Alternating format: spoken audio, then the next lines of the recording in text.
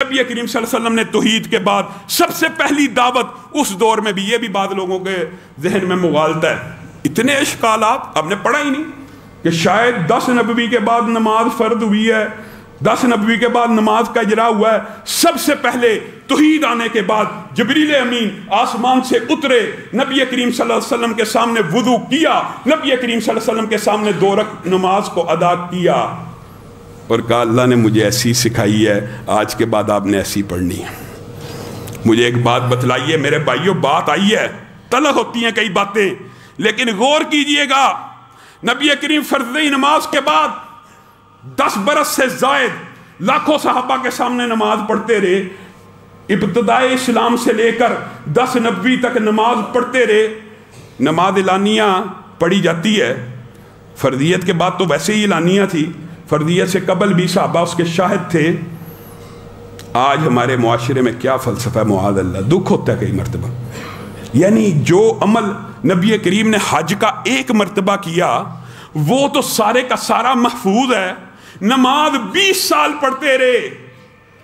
اس میں کہا جاتا ہے جی اختلاف ہے، کوئی اختلاف نہیں، یہ تیرے مولوی اور پیر نے، تیرے امام اور فقیہ نے اس میں اختلاف ڈالا ہوا ہے۔ رسول اللہ صلی اللہ علیہ وسلم کی نماز اسی طرح محفوظ ہے جیسے وہ پڑھا کرتے تھے، اسی لیے حکم بھی دے دیا صلو کما رأیتمونی اصلی، نماز میرے صحابہ اسی طرح پڑھنا جس طرح مجھے پڑھتا ہوا دیکھا ہے۔ آج معاشرے میں اس طرح بھی پڑھی، اس طرح بھی پڑھی، اس طرح بھی پڑھی،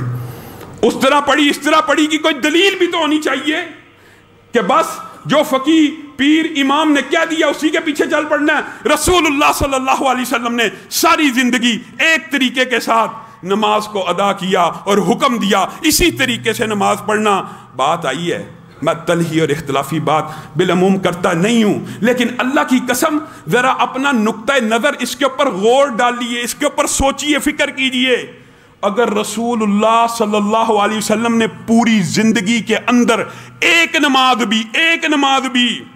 رفع یدین کے بغیر پڑھی ہوتی، اللہ کی قسم ہم اس کو سنت سمجھتے، اس کو حدیث سمجھتے، اس کے اوپر عمل کرنا جائز اور مستحب اور اجر و ثواب کے باعث سمجھتے۔ ایک نماز بھی اگر رفع یدین کے بغیر پڑھی ہوتی تو کیسے ہو سکتا ہے کہ مکتبہ فکر ہم اپنے آپ کو کہیں کہ ہم اہل حدیث ہیں اور حدیث موجود ہو کہ نبی کریم نے رکوع میں جاتے ہوئے رفع یدین نہیں کیا اور ہم کہیں یہ سنت نہیں ہے، یہ ممکن نہیں ہے۔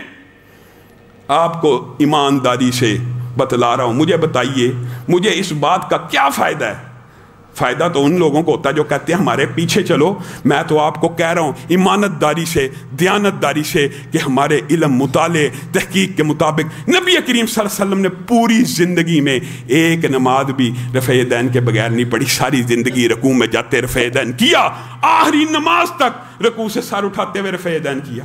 اس کر لینے میں آپ کو اعتراض کیا ہے؟ حدیث صحیح ہے جی، حدیث بالکل ٹھیک ہے جی،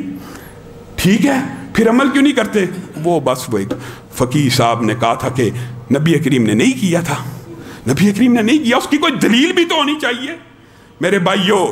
رسول اللہ صلی اللہ علیہ وسلم نے اپنے ان صحابہ کو سب سے پہلے توحید کے بعد نماز کی دعوت دی، نماز سکھلائی۔ سیکھی کس سے؟ اصل میں سیکھی تو اللہ سے، جبریل امین ایک واسطہ اور ذریعہ بنے، رسول اللہ صلی اللہ علیہ وسلم نے اسی طریقے کو، نماز کو اپنے صحابہ کو سکھلا دیا، ان کی گٹی کے اندر ڈال دیا۔ میں اور آپ یہاں پہ بھی رکیے، غور کیجئے،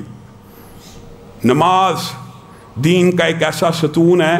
کہ بعض لوگ یہ سمجھتے ہیں یار نماز نہ بھی پڑھو، انسانیت کی خدمت کرتے جاؤ، یہ کام کرتے جاؤ، نماز جب دل کیا پڑھ لی، جب دل کیا نہ پڑھی نہ بھائیو۔ اللہ کی قسم نماز دین کا ایسا ستون ہے جو کفر اور اسلام کے مابین فرق کرنے والا ہے، کفر اور اسلام کے مابین فرق کرنے والا ہے، اور اس بارے میں متعدد حدیثیں موجود ہیں، ائمہ کے اقوال موجود ہیں۔ شکر ہے اس بات کے اوپر اجماع امت ہے کہ عادی بے نماز ایک ہوتا ہے،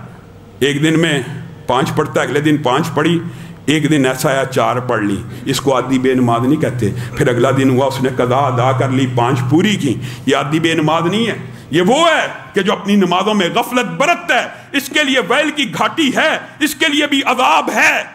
لیکن جو عادی بے نماز ہے، آج 5 پڑھی، کل پرسوں پڑھی ہے ایک نہیں، پھر کئی دن گزر گئے، ایک دن 3 پڑھی ہیں، ایک دن 2 پڑھی ہیں، پڑھتا ہی نہیں، اور ایک وہ ہے جس نے عقیدہ ہی بنا لیا ہے کہ نماز پڑھنا ضروری نہیں، جو بندہ اس عقیدے کا حامل ہو، اجماع امت ہے، کوئی حنفی بریلوی اہل حدیث میں اختلاف ہی موجود نہیں، جس بندے کا یہ عقیدہ ہو نا، یہ بعد میں صوفیوں نے اختلاف بنایا ہوا کہ نماز نہ بھی پڑھی جائے، خدمت انسانیت کر دی جائے، دیگے دے دی جائیں، بکرے دے دیے جائیں، سارے گناہ معاف ہو جاتے ہیں، یہ صوفیوں کا مذہب ہے، یہ اسلام کا دین نہیں ہے۔ بریلوی دیوبندی اہل حدیث اس بات کے اوپر متفق ہے، جس بندے کا یہ عقیدہ ہے نا کہ نماز اسلام کا ستون نہیں ہے اور نماز نہ پڑھنے سے دین اسلام میں کوئی فرق نہیں آتا، وہ بندہ دین اسلام سے خارج ہے، اجماع امت ہے، اجماع امت ہے۔ اور صحابہ نے کہا جو بندہ یہ عقیدہ نہ بھی رکھتا ہو، آدھی بے نماز ہو جائے، عقیدہ ہے اس کا کہ نماز پڑھنی چاہیے، 5 نمازیں ہونی چاہیے، لیکن سستی کری جا رہا ہے، اس کے ساتھ کیا معاملہ کرنا چاہیے؟ اس کو قید کر دینا چاہیے، اس کو کوڑے لگانے چاہیے، اس کو تحذیر کے لیے مسلمانوں کے قبرستان میں دفن نہیں کرنا چاہیے، اس کا جنازہ نہیں ہونا چاہیے۔ کس بندے کے بارے میں؟ جس کا عقیدہ یہ ہے۔ نبی کریم صلی اللہ علیہ وسلم نے کہا تھا نا اپنے صحابہ کو